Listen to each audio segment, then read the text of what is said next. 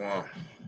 The elect of Israel to the hopeful elect of Israel, Hebrew Israelites, so-called Negro, Latinos, Native Americans, West Indian Haitians, and the foreign Israelites that look like the other nations scattered across the four corners of the earth. I want to give all praise to Barak, Yahawah, Barak, Yahawashi, Barak, Yahawah, Barak, Yahawashi. I got to give all praise to Yahawah, Bahasham, Yahawashi, Bahasham, Qadash. I want to give double honors to the elders and apostles of the great millstone led me to this truth. We've been ordained by the Lord to teach the flock how to live, repent, pray, fast, and show forth the Lord's righteousness and mercy, judgment, forgiveness, and wrath to all those who are part of the elect and to the hopeful elect. Lord willing, we be part of that number. Lord willing, this be edifying to those who fear in the name of the Lord and striving to show forth the Lord's righteousness every day to the best of their abilities. His judgment always comes to light. Zephaniah chapter 3, verse 5, and it's not slack. 2 Peter chapter 3, verse 9. And is unto a ring, 2 Ezra chapter 5, verse 42. So this is what I wanted to add to my lesson.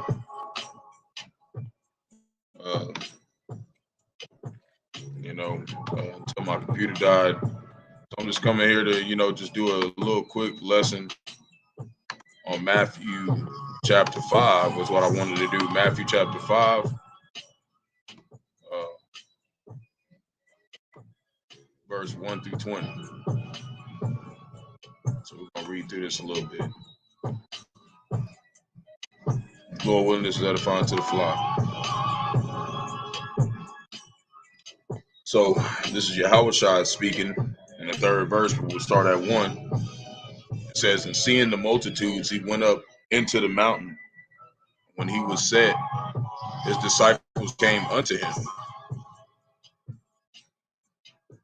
And he spoke, and he opened his mouth and taught them, saying, blessed are the poor in spirit, for theirs is in the kingdom of heaven. Blessed are they that mourn, for they shall be comforted. See, and that's what we're supposed to be in the house of mourning. We can't be partying and expect the Lord to come comfort us. Blessed are the meek, for they shall inherit the earth. Lowly. This is why we're not supposed to be trusting in these riches or hope to have riches. We don't need them. Blessed are they which do hunger and thirst after righteousness, for they shall be filled. And thirsting after this righteousness is, doing lessons, studying, praying to the Lord to increase you, praying to the Lord to, not take the Qadash from you, praying to the Lord to give you a no wavering spirit, as we walk, a day closer to Yahawashi. Verse 7, blessed are the merciful, for they shall obtain mercy. So we're supposed to have mercy, but we're also supposed to, not supposed to just be merciful all the time. Sometimes we got to put our foot down, because some people take advantage, But with your brethren, you're always supposed to forgive your brethren, but but a real brother is not going to be just doing you wrong over and over again, Brothers make mistakes, brothers get in arguments and stuff, but it's not like real brothers don't intentionally try to lead each other astray or do each other wrong. And that's why it says don't lay a stumbling block in front of your brother. And a stumbling block would be you just mistreating him just because we're gonna forgive you. We're not supposed to be brothers like that. That's not brothers, So, blessed are the merciful, for they shall obtain mercy.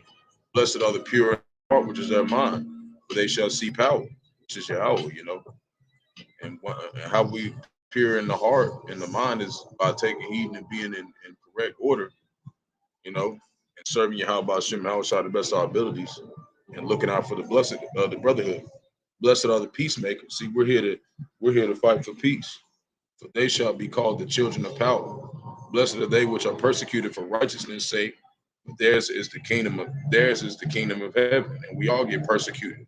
We got people that make us false promises, tell us things that they're gonna do and don't do them, and all those are just, so the Lord can condemn them. That's why we're persecuted. Sometimes we're persecuted just so the Lord can condemn them. That's how it works. And sometimes we just persecuted because we get being punished for something we did. So blessed are ye When men shall revile you and persecute you, and shall say all manner of evil against you falsely for my sake, you know, and they do that because they know that we worship Yahawashi. They do that. There's people who do come around and they try to make it seem like, you know, you're a bad person or something, all because you letting them know the truth. You know, it said, oh, so I'm the bad person. Basically, said I'm the bad guy because I'm here bringing you the truth. You know, I become an enemy. You know, verse 12: rejoice and be exceeding glad, for great is your reward in heaven. For so persecuted they the prophets which were before you. Ye are the salt of the earth. See, you know, Esau Edom, he bland. He don't put no salt on his. He don't put no seasoning on his meat. You know, he's bland, man. You know, they don't have no truth. You know, we're the essence of this place. You know, everybody want to always be like Jake. Ye are the salt of the earth. But if the salt have lost its savor, wherewith shall it be salted? See, you can't fall out of this truth. Basically, you know, it's saying like, how you gonna say you worship Yahawashi and don't give them the raw truth? It is thenceforth good for nothing but to be cast out and to be trodden under foot of men. Verse 14: ye are the light of the world, a city that is set on a hill that cannot be hid. Neither do men light a candle and put it on the bushel, but on a candlestick, and give it to light unto all that are in the house. See, you're supposed to shine this light. You know, let your let your light so shine before men. See, this is supposed to, you know, we're not supposed to be afraid to tell them the truth. You know, we're supposed to stand up and let them know this is what's going on. Now we got to be circumspect. It says not to cast your swine before pearls before swine. So you got to test the spirits first before you go off and start giving somebody too much truth, because if they're not going to accept it, then what's the point? You know, we're here for the elect of Israel, and if you're not going to even accept it, that means that you're definitely not even, you know, obligated to be one of the elect. We don't know who the elect are, but if you're not even accepting the doctrine, you are already canceling yourself out. You know, so let your light shine before men, so that they may see your good works and glorify your Father, which is Yahawah, which is in heaven. Think not that I am come to destroy the law or the prophets. And that's what they always try to say. They try to say that the Old Testament is done away with. He didn't come to destroy the law or the prophets. He came not to destroy, but to fulfill. There's things in old and the prophecies of the old that still need to be fulfilled. You know, like concerning Obadiah. Obadiah hasn't happened. Esau Edom hasn't been cut off forever. He's coming to fulfill a lot of the Old Testament that has not passed yet. You know, and things in the New Testament that hasn't passed. Like Jacob's trouble. That's Jeremiah chapter 30, verse 7. He's coming to fulfill that law. He's got to fulfill that. For verily I say unto you, till heaven and earth pass, one jot or one tittle shall no wise pass from the law till all be fulfilled. Whatsoever, therefore, shall break one of these least commandments, and shall teach men so, he shall be called the least in the kingdom of heaven, which is talking about 2/3, you know. And, you know, we all go off, but through grace we're saved. But you got 2/3, they just breaking these commandments and not caring, you know. But whosoever shall do and teach them, see, that's what we're supposed to be doing. We're supposed to be doing and teaching them to the best of our abilities. The same shall be called great in the kingdom of heaven. That's what we're fighting for. Verse 24, I say unto you that except your righteousness shall exceed the righteousness of the scribes and Pharisees, ye shall in no case enter into the kingdom of heaven. So we striving to be better than the Pharisees, man. You know, and you know, not saying that we're like a competition against them, but what it's saying is all the work that they put in wickedness, you know, we need to be putting that over here in righteousness, you know. We need to be putting our all into this, just like they put all their all into wickedness, you know.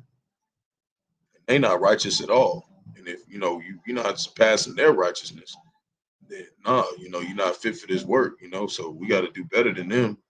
We can't be eating pork, and we can't be, you know, saying stuff that we're not putting into practice in our daily lives, you know. You know, this is just two things that I wanted to add on to my last video.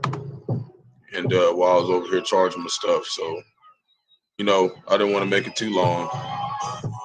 So, Lord willing, this is edifying. Shalom to the elect of Israel, to the hopeful elect of Israel.